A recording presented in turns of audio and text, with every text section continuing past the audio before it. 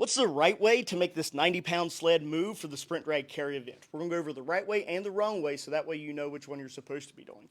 Whenever you do the actual sprint drag carry, remember we're testing your high intensity endurance and that single leg hip extension. Whenever we talk about that, what we want to see you do is as you're moving the sled, you're going to make sure that you plant one heel into the ground, lock out your knee, extend your hip, make sure your core is good and tight, and lean back and get your shoulders behind your hips.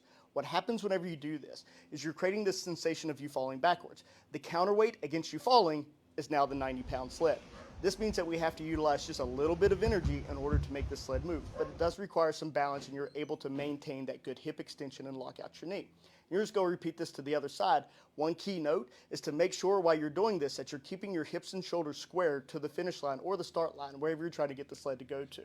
The incorrect way to make the sled to move is whenever you're trying to make it move is to keep your shoulders closer to the sled than your hips, or having your hips lead you. This means that you're going to burn a lot of energy to make that sled go a little bit distance. Remember, this is not the sprint pull carry, it's the sprint drag carry. And keeping that in your mind and training where you're having that good single leg hip extension and leaning back against it and making sure your body becomes comfortable in operating this manner is a big difference between you getting an 88 and 100 points for the sprint drag carry. Till the end.